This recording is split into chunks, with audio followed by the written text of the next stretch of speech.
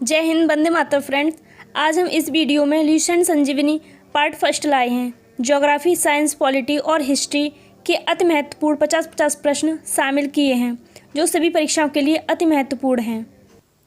प्रश्न number 1, ozone परत पृथ्वी से करीब ऊंचाई पर है। उत्तर है ओजोन परत पृथ्वी से 20 किलोमीटर ऊंचाई पर है। अगला प्रश्न है जेड धाराएं प्रायः कहाँ पाई जाती हैं। उत्तर है जेड धाराएं क्षोभ सीमा में पाई जाती हैं। अगला प्रश्न है पृथ्वी के ऊपर मौजूद वायुमंडलीय परतों की संख्या है, तो परतों की संख्या है 5। अगला प्रश्न है शांत पेटी किस रेखा के दोनों ओर पाई जाती है। उत्तर है शांत पेटी भूमध्य रेखा के दोनों ओर पाई जाती है। अगला प्रश्न है विश्व के सभी उच्च मरुस्थल किस पेटी में स्थित हैं। तो विश्व के सभी उच्च मरुस्थल उपोष्ण कटिबंधीय उच्च दाब पेटी में स्थित हैं। अगला प्रश्न है समुद्र तल पर औसत वायुदाब कितना होता है। तो उत्तर है 1013.25 मिलीबार। अगला प्रश्न है वातावरण में सबसे ज़्यादा ओजोन का संकेंद्र कहाँ होता है। सही उत्तर है आयन मंडल में। अगला प्रश्न है पृथ्वी की सतह से सबसे दूर वातावरणीय परत को क्या कहते हैं। तो इसका सही उत्तर है समताप मंडल कहते हैं। अगला प्रश्न है पृथ्वी के वायुमंडल का कितना प्रतिशत भाग 29 किलोमीटर की ऊंचाई तक पाया जाता है। सही उत्तर है 97%। अगला प्रश्न है वायुमंडल का सर्वाधिक स्थायी तत्व है। उत्तर है जल वाष्प। जल वाष्प वायुमंडल का सर्वाधिक स्थायी तत्व है। अगला प्रश्न है पूरे वर्ष एक ही दिशा में प्रवाहित होने वाली पवन क्या कहलाती हैं। तो ये पवनें सनातनी पवन कहलाती हैं। अगला प्रश्न है उच्च दाब क्षेत्र से भूमध्य सागर की ओर चलने वाली पवनें होती हैं, व्यापारिक पवनें होती हैं। अगला प्रश्न है व्यापारिक पवनें कहाँ से चलती हैं। इसका सही उत्तर है उपोष्ण उच्च दाब से। अगला प्रश्न है गजरती चालीसा, प्रचंड पचासा एवं चीखता साठा क्या हैं। इसका सही उत्तर है दक्षिण गोलार्ध से पश्चिम गोलार्ध पवनें। अगला प्रश्न है दहाड़ता चालीसा क्या है। इसका सही उत्तर है दक्षिणी गोलार्ध में 40 डिग्री अक्षांश के पास चलने वाली तेज हवाएं हैं। अगला प्रश्न है मानसून शब्द का तात्पर्य है। उत्तर है हवाओं के रुख का बदलना। अगला प्रश्न है कौन सी स्थानीय पवन इटली में रक्त की वर्षा लाती हैं। तो सही उत्तर है सिराको। अगला प्रश्न है कौन से स्थानीय पवन है हिम बच्ची के नाम से जानी जाती हैं। तो ये पवनें चीनोक हैं। अगला प्रश्न है कौन से स्थानीय पवन को डॉक्टर वायु भी कहा जाता है। तो ये है हर्मटन। अगला प्रश्न है कौन सी स्थानीय पवन अफ्रीका में गिनी तट के लोगों को आर्द्र मौसम से राहत प्रदान करती हैं। तो सही उत्तर है हर्मटन। अगला प्रश्न है कौन सी गर्म में स्थानीय पवन कैलिफोर्निया में फल के बीजों को काफ़ी नुकसान पहुंचाती हैं। सही उत्तर है। अगला प्रश्न है समुद्री समीर बहती हैं। सही उत्तर है दिन के समय में। अगला प्रश्न है कौन सी पवनें गर्म धूल से लदी होती हैं तथा सहारा मरुस्थल के भूमध्य सागरीय क्षेत्र की ओर बहती हैं। तो सही उत्तर है सिरोको। अगला प्रश्न है फ्रंटल वर्षा किस कारण से होती है। तो ये वर्षा चक्रवाती गतिविधि के कारण होती है। अगला प्रश्न है किस मेघ को मोती का माता कहा जाता है। सही उत्तर है पच्छा मेघ को। अगला प्रश्न है ऐसे घने धूसरी बादलों को क्या कहते हैं जो वर्षा करते हैं। सही उत्तर है वर्षा स्तरीय मेघ। अगला प्रश्न है सिरोको एक नाम किस अर्थ के लिए प्रयुक्त होता है। तो ये नाम एक स्थानीय पवन के लिए प्रयुक्त होता है। अगला प्रश्न है चक्रवात की उत्पत्ति किस प्रकार होती है। चक्रवात की उत्पत्ति दो भिन्न तापमान वाली वायु राशि के मिलने से होती है। अगला प्रश्न है टॉर्नेडो है। तो सही उत्तर है एक उच्च दाब केंद्र है। टॉर्नेडो एक अति उच्च दाब केंद्र है। अगला प्रश्न है उष्णकटिबंधीय चक्रवातों को ऑस्ट्रेलिया में किस नाम से जाना जाता है? तो जो उष्णकटिबंधीय चक्रवात हैं उन्हें ऑस्ट्रेलिया में विली विली नाम से जाना जाता है। अगला प्रश्न है, फिलीपींस, जापान तथा चीन सागर में जो उष्णकटिबंधीय चक्रवाती तूफान आते हैं उन्हें क्या कहते हैं? तो इन तूफानों को टाइफून कहते हैं। अगला प्रश्न है, हरिकेन चलते हैं, तो हरिकेन मिसिसिपी घाटी में चलते हैं। अगला प्रश्न है, चक्रवात का शांत क्षेत्र क्या कहलाता है? तो चक्रवात का शांत क्षेत्र चक्षु कहलाता है। अगला प्रश्न है, चक्रवात की आकृति किस प्रकार की होती है? आंसर है अंडाकार। चक्रवात की आकृति अंडाकार होती है। अगला प्रश्न है, टॉर्नेडो का मुख्य संबंध है। टॉर्नेडो का मुख्य संबंध उत्तरी अमेरिका से है। अगला प्रश्न है, कौन सा देश टाइफून से प्रभावित रहता है? आंसर है फिलीपींस एवं जापान। फिलीपींस और जापान टाइफून से प्रभावित रहते हैं। अगला प्रश्न है, नेफोमीटर से किसका मापन किया जाता है? इसका उत्तर है बादलों की दशा एवं गति का। अगला प्रश्न है, कौन सा मेघ वायुमंडल में सर्वाधिक ऊंचाई पर निर्मित होता है? तो सही उत्तर है पच्छाव मेघ। अगला प्रश्न है, किस प्रकार के मेघ में सतत वर्षा के गुण होते हैं? तो सही उत्तर है वर्षा स्तरीय। अगला प्रश्न है, हिम से हिम, वृष्टि और ओला किसके रूप में है? तो उत्तर है इसका संघनन के रूप में। अगला प्रश्न है, बादल फटने का क्या अर्थ है? तो इसका उत्तर होगा भारी तूफान के साथ असाधारण रूप से भारी वर्षा। अगला प्रश्न है, विश्व की सबसे बड़ी झील कौन सी है? तो विश्व की सबसे बड़ी झील कैस्पियन सागर है। अगला प्रश्न है, विश्व की सर्वाधिक गहरी झील कौन सी है? तो विश्व की सर्वाधिक गहरी झील बैकाल झील है। अगला प्रश्न है, सबसे बड़ी खारे पानी की झील कौन सी है? तो सबसे बड़ी खारे पानी की झील कैस्पियन सागर है। अगला प्रश्न है, विश्व की सर्वाधिक ऊंचाई पर स्थित झील कौन सी है? इसका उत्तर है टिटिकाका झील। अगला प्रश्न है, कैस्पियन सागर स्थित है, तो कैस्पियन सागर रूस और ईरान के बीच स्थित है। अगला प्रश्न है, विश्व का सबसे ऊंचा जलप्रपात कौन सा है? तो इसका सही उत्तर है एंजल जलप्रपात। अगला प्रश्न है, विक्टोरिया जलप्रपात किस नदी से संबंधित है? तो इसका उत्तर है जेम्ब्रेजी नदी से संबंधित। अगला प्रश्न है, नियाग्रा प्रपात कहाँ स्थित है? तो नियाग्रा प्रपात यूएसए में स्थित है। अगला प्रश्न है, नियाग्रा जलप्रपात किसकी सीमा पर स्थित है? तो ये यूएसए एवं कनाडा की सीमा पर स्थित है। यहाँ से आपके साइंस के प्रश्न स्टार्ट होते हैं। पहला प्रश्न है, जंतु विज्ञान का अध्ययन करता है। इसका उत्तर है जीवित व मृत जानवरों दोनों का अध्ययन करता है। अगला प्रश्न है, विटीकल्चर जाना जाता है, तो विटीकल्चर अंगूर की खेती के लिए जाना जाता है। अगला प्रश्न है, हर्पेडोलॉजी में अध्ययन किया जाता है, तो हर्पेडोलॉजी में सरीसृपों और उभयचरों का अध्ययन किया जाता है। अगला प्रश्न है, जीवों के उत्पत्ति की आधुनिक विचारधारा प्रस्तुत की। इसका उत्तर है ओपेरिन। अगला प्रश्न है, त्रिकोष्ठी हृदय पाया जाता है, तो त्रिकोष्ठी हृदय उभयचरों में पाया जाता है। अगला प्रश्न है, फिरामोन्स पाए जाते हैं, फिरामोन्स कीटों में पाए जाते हैं। अगला प्रश्न है, ऑक्टोपस क्या है? तो ऑक्टोपस एक मोलस्क है। अगला प्रश्न है, मानव सहृदय लघुत्तम कपि है? उत्तर है गिबन। अगला प्रश्न है, भारत की सबसे बड़ी मछली कौन सी है? सही उत्तर है व्हेल शार्क। अगला प्रश्न है, पुरुष लिंग का निर्धारण मनुष्य में कौन सा करता है? सही उत्तर है बाई क्रोमोसोम। अगला प्रश्न है, डीएनए की द्विकुंडली संरचना किसके द्वारा दी गई थी? तो इसका सही उत्तर है वाटसन एवं फ्रिक के द्वारा। अगला प्रश्न है, विकास के उत्परिवर्तन सिद्धांत का प्रतिपादन किसने किया था? सही उत्तर है ह्यूगो डी ब्रिज ने।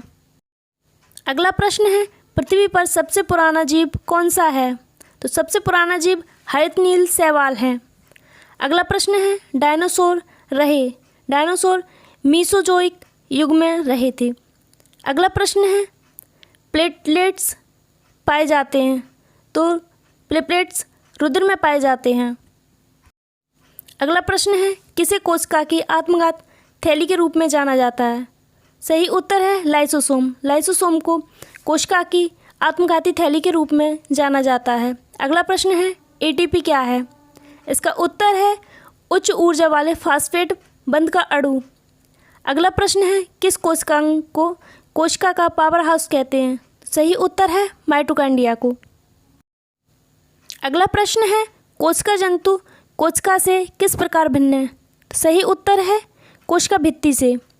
अगला प्रश्न है, प्रथम बार किस देश के वैज्ञानिक ने स्टेम सेल्स से मनुष्य की लीवर कोशिका की रचना की? सही उत्तर है जापान के। अगला प्रश्न है, राइबोसोम किसके स्थल कहे जाते हैं? सही उत्तर है प्रोटीन निर्माण के। अगला प्रश्न है, जीव द्रव्य में सर्वाधिक जाने वाला पदार्थ? तो जीव द्रव्य में सर्वाधिक पाया जाने वाला पदार्थ जल है। अगला प्रश्न है, लाइसोसोम बनता है तो लाइसोसोम गाल्जी काय में बनता है। अगला प्रश्न है, क्रोमोसोम में पाया जाता है? क्रोमोसोम में पाया जाता है डीएनए, आरएनए, हिस्टोन और नॉन हिस्टोन। अगला प्रश्न है, स्तनधारियों में लेडिक कोशिका पाया जाता है? उत्तर है वृषण में। अगला प्रश्न है, प्रोकैरियोटिक से यूकैरियोटिक भिन्न है? इसका सही उत्तर है अस्पष्ट झिल्ली की अनुपस्थिति से भिन्न है। अगला प्रश्न है, जन्म के बाद मनुष्य के किस ऊतक में कोई कोशिका विभाजन नहीं होता है? तो वो है तंत्रिका तंत्र में, जो मस्तिष्क में पाई जाती है। अगला प्रश्न है, मिकास एक नई तकनीक है जो उपयोग होती है बाईपास सर्जरी में। अगला प्रश्न है, नेत्रदान में दाता की आंख का कौन सा भाग उपयोग में लाया जाता है? तो कार्निया भाग उपयोग में लाया जाता है। अगला प्रश्न है, मनुष्य के शरीर का सबसे बड़ा अंग कौन सा होता है? तो मनुष्य के शरीर का सबसे बड़ा अंग त्वचा है। अगला प्रश्न है, सबसे अधिक पीएच का उपयोग करती है? तो सबसे अधिक पीएच का उपयोग अग्नाशयी रस करती है। अगला प्रश्न है, हड्डियों के अंधेरे में चमकने का कारण क्या है? सही उत्तर है वायु के संपर्क में सफ़ेद फास्फोरस का धीमी गति से दहन होना। अगला प्रश्न है, दो न्यूरॉन के बीच की खाई को क्या कहते हैं? सही उत्तर है साइनेप्स कहते हैं। अगला प्रश्न है, शरीर के किस भाग में पित्त का निर्माण होता है? सही उत्तर है यकृत में। यकृत में पित्त का निर्माण होता है। अगला प्रश्न है, पित्त का प्रमुख कार्य क्या है? इसका उत्तर है वसा का पायसीकरण। अगला प्रश्न है, शरीर में अतिरिक्त ग्लूकोज ग्लाइकोजन में परिवर्तित होकर भंडारित रहता है? तो इसका सही उत्तर है यकृत में या लिवर में। अगला प्रश्न है, अग्नाशय को पाचक रस के उत्पादन के लिए उत्तेजित करने वाला हार्मोन्स कौन सा है? इसका सही उत्तर है सिक्रेटिन। अगला प्रश्न है, आयोडीन युक्त हार्मोन है? इसका सही उत्तर है थायरॉक्सिन। अगला प्रश्न है, कौन सी ग्रंथि अश्रुस्रावित करती है? इसका सही उत्तर है लेक्रिकल। अगला प्रश्न है, सेक्रेटिन क्या है?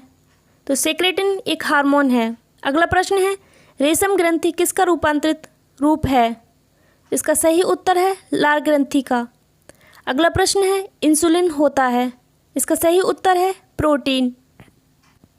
अगला प्रश्न है, गाय और भैंस के थनों में दुग्ध उतारने के लिए किस हार्मोन की सुई लगाई जाती है? इसका उत्तर है इंसुलिन की। अगला प्रश्न है, कौन सा एंजाइम दूध के पाचन में सहयोग करता है? तो इसका सही उत्तर है रेनिन। अगला प्रश्न है, कौन सा हार्मोन लड़ो या उड़ो की धारणा से संबंध है? इसका सही उत्तर है एड्रीनेलिन। अगला प्रश्न है, मानव शरीर में सबसे छोटी ग्रंथि कौन सी है? इसका सही उत्तर है पिट्यूटरी ग्रंथि सबसे छोटी ग्रंथि होती है। अगला प्रश्न है, मानव शरीर में कौन सी ग्रंथि अंतःस्रावी एवं बहिःस्रावी दोनों ही प्रकार की ग्रंथि है? इसका सही उत्तर है अग्नाशय। अगला प्रश्न है, मानव शरीर की सबसे बड़ी ग्रंथि कौन सी है? तो मानव शरीर की सबसे बड़ी ग्रंथि यकृत है या लीवर है। अगला प्रश्न है, मानव शरीर में यूरिया संश्लेषण होती है। इसका सही उत्तर है यकृत में या लीवर। अगला प्रश्न है, अल्कोहल के निराविषम के लिए मानव अंग में कौन उत्तरदायी है? सही उत्तर है यकृत या लिवर। अगला प्रश्न है, अधिक दिन तक उपचार करने पर लीवर पर क्या प्रभाव पड़ता है? इसका सही उत्तर है लीवर में ग्लूकोज स्तर कम हो जाता है। यहाँ से आपके हिस्ट्री के प्रश्न स्टार्ट होते हैं। पहला प्रश्न है, पूर्व पाषाणकालीन मानव का मुख्य धंधा क्या था? तो सही उत्तर है शिकार खेलना। शिकार खेलना मुख्य धंधा था। अगला प्रश्न है, किस क्षेत्र में पुरापाषाण काल, मध्य पाषाण काल और नवपाषाण काल के अवशेष एक क्रम में पाए गए? तो सही उत्तर है कृष्णा घाटी में। अगला प्रश्न है, किसे फलक संस्कृति कहा जाता है? तो मध्य पुरापाषाण कालीन को फलक संस्कृति कहा जाता है। अगला प्रश्न है, प्राचीनतम कलाकृतियों का प्रमाण संबंधित है। सही उत्तर है उच्च पूर्व पाषाण काल से। अगला प्रश्न है, प्राचीनतम कलाकृतियों का प्रमाण संबंधित है। सही उत्तर है उच्च पूर्व पाषाण काल से।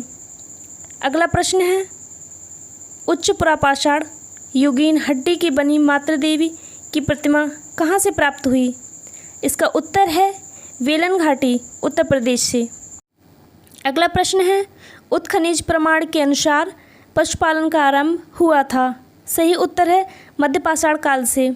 अगला प्रश्न है, सराय नाहर राय और महदड़ा संबंध है। सही उत्तर है गंगा घाटी की मध्य पाषाण संस्कृति से। अगला प्रश्न है, एक ही कब्र से 3 मानव कंकाल निकले। अगला सही उत्तर है महदड़ा से।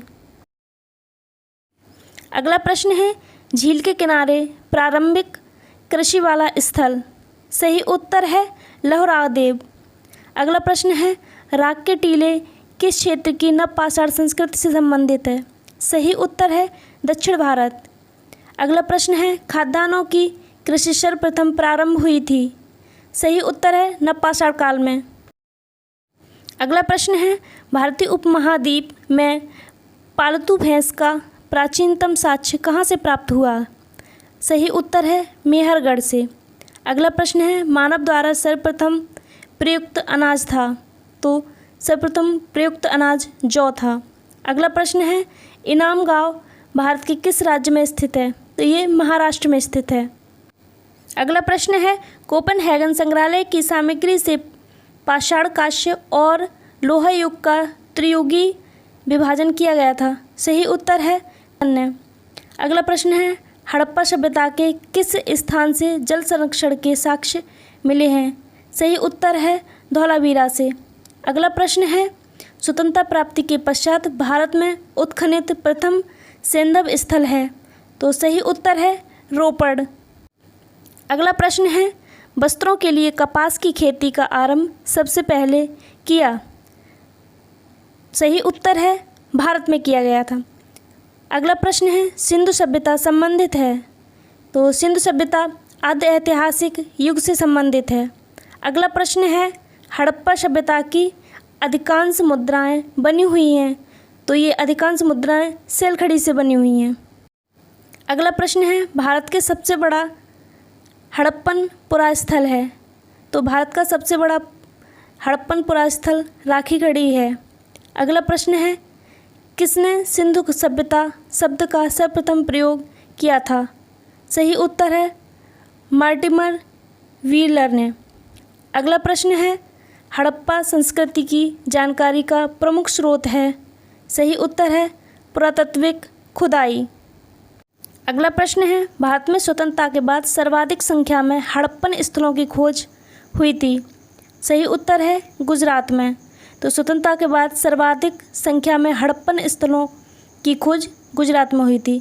अगला प्रश्न है, मूर्त पूजा का आरंभ कब से माना जाता है? सही उत्तर है पूर्व आर्यकाल से। अगला प्रश्न है, सिंधु घाटी की सभ्यता के किस पुरा स्थल से नाव के चित्र या मॉडल प्राप्त हुए?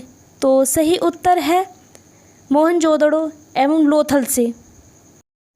अगला प्रश्न है, ऋग्वेद में उल्लिखित दशरथ युद्ध किस नदी के तट पर लड़ा गया था? सही उत्तर है पारशुरी या रावी नदी के।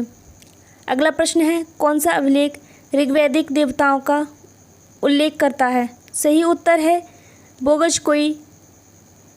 अगला प्रश्न है, गंगा एवं यमुना नदी का साथ साथ उल्लेख सर्वप्रथम कहाँ मिलता है? सही उत्तर है ऋग्वेद में।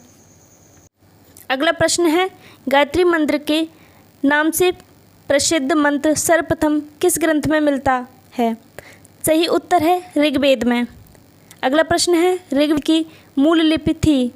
तो ऋग्वेद की मूल लिपि ब्राह्मी लिपि थी। अगला प्रश्न है, ऋग्वेद में सर्वप्रथम संख्या में मंत्र संबंधित हैं अग्नि से। अगला प्रश्न है, प्राचीन भारत में निष्क नाम से जाने जाते थे? सही उत्तर है स्वर्ण आभूषण।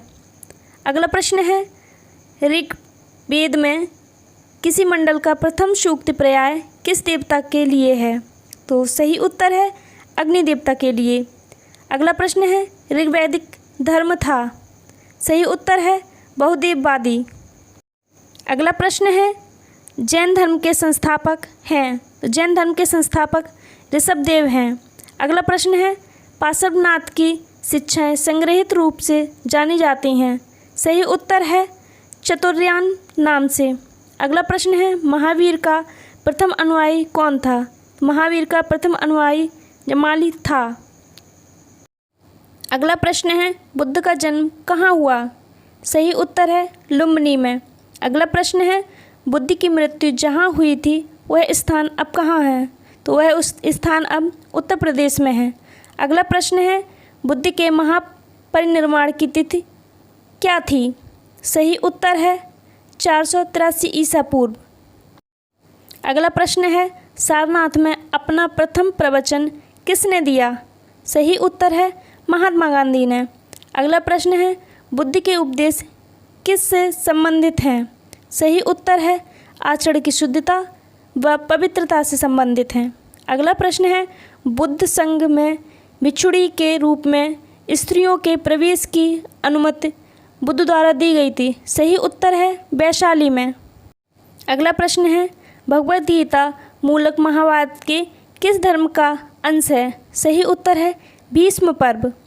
अगला प्रश्न है, भारतीय दर्शन की प्रारंभिक शाखा कौन है? सही उत्तर है सांख्य। अगला प्रश्न है, किस देवता को कला में हल लिए प्रदर्शित किया गया है? सही उत्तर है बलराम को। अगला प्रश्न है, रामायण के किस कांड में राम और हनुमान की पहली भेंट का वर्णन है? सही उत्तर है सुंदरकांड में। अगला प्रश्न है, देवकी पुत्र कृष्ण का प्राचीनतम उल्लेख कहाँ मिला था? सही उत्तर है छांदोग्य उपनिषद में। यहाँ से आपके पॉलिटी के प्रश्न स्टार्ट होते हैं। पहला प्रश्न है, किस अधिनियम के द्वारा अंग्रेजों ने अखिल भारतीय संघ प्रस्तावित किया था? तो सही उत्तर है भारत सरकार अधिनियम 1935। अगला प्रश्न है, किस एक भारतीय संघवाद को सहकारी संघवाद कहा है?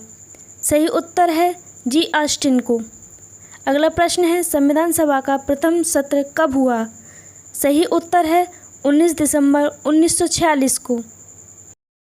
अगला प्रश्न है, गवर्नर जनरल का पद पहली बार किस अधिनियम के अंतर्गत बनाया गया? सही उत्तर है 1773 का रेगुलेटिंग एक्ट द्वारा। अगला प्रश्न है, किस अधिनियम के द्वारा कोलकाता में सुप्रीम कोर्ट की स्थापना की गई? सही उत्तर है रेगुलेटिंग एक्ट 1773 द्वारा। अगला प्रश्न है, ब्रिटिश सरकार के किस अधिनियम ने पहली बार भारत में शिक्षा के लिए 1 लाख रुपए दिए? सही उत्तर है चार्टन अधिनियम 1813 द्वारा। अगला प्रश्न है, भारतीय स्वतंत्रताओं का अधिकार पत्र किसे कहा जाता है?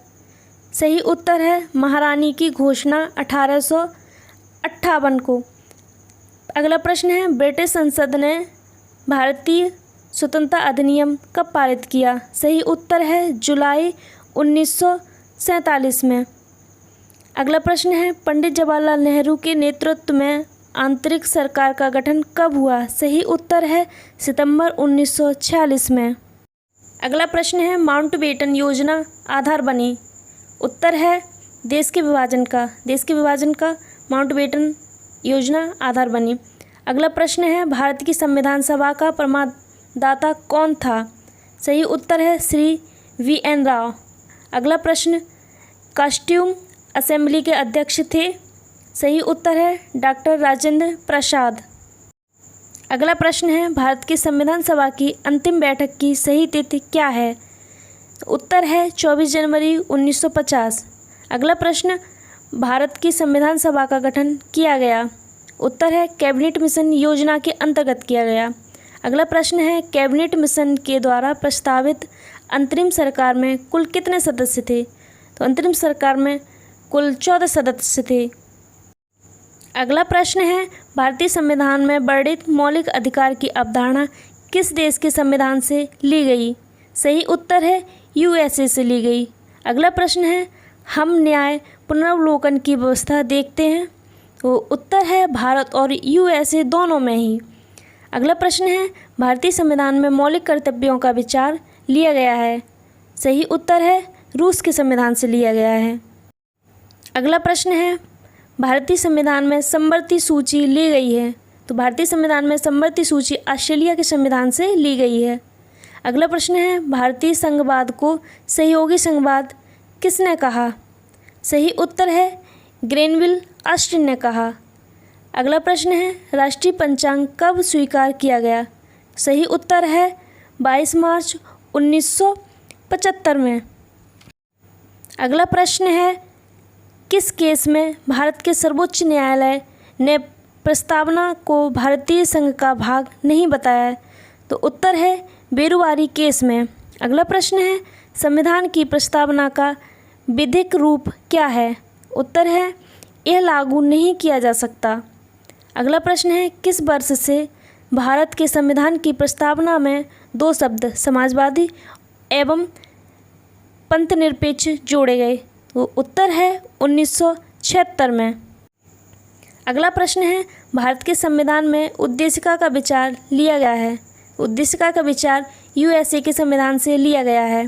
अगला प्रश्न है भारतीय संविधान का कौन सा भाग संविधान की आत्मा कहलाता है? तो वो है उद्देशिका। अगला प्रश्न है भारत के संदर्भ में धर्मनिरपेक्ष शब्द का सही भाव क्या है? सही उत्तर है भारत में राज्य का कोई धर्म नहीं है। अगला प्रश्न है कौन सा अनुच्छेद समान नागरिक संहिता से संबंधित है? तो वो है अनुच्छेद 44। अगला प्रश्न है कौन सा अनुच्छेद राष्ट्रपति के क्षमादान के अधिकार से संबंधित है? सही उत्तर है अनुच्छेद 72।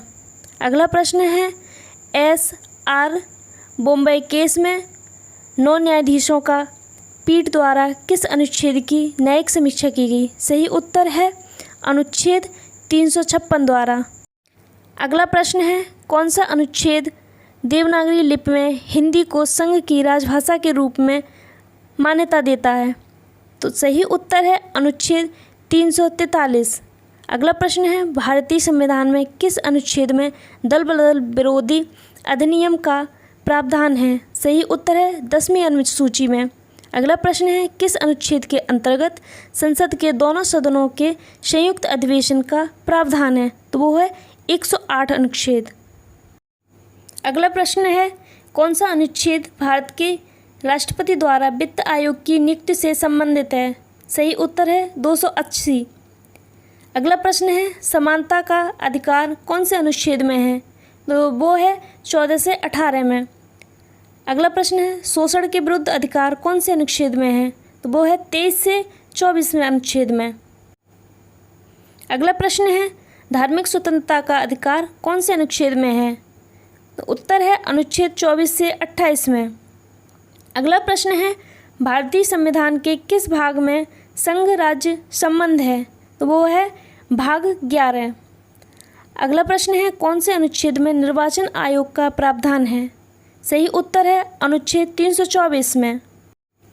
अगला प्रश्न है किस अनुच्छेद में राज्य निर्वाचन आयोग के गठन का प्रावधान है? सही उत्तर है अनुच्छेद 243 के में। अगला प्रश्न है शिक्षा एक विधि विषय के रूप में सम्मिलित है? सही उत्तर है समवर्ती सूची में। अगला प्रश्न है, भारत के संघ सूची में कितने विषय सम्मिलित हैं? सही उत्तर है 97 विषय सम्मिलित हैं। अगला प्रश्न है, भारतीय संविधान का छुआछूत उन्मूलन से संबंधित अनुच्छेद है? तो वो है अनुच्छेद 17। अगला प्रश्न है, भारतीय संविधान के अनुच्छेद 25 का संबंध है? सही उत्तर है धर्म की स्वतंत्रता से। अगला प्रश्न है, कौन सा अनुच्छेद बच्चों के शोषण के विरुद्ध मौलिक अधिकार से संबंधित है?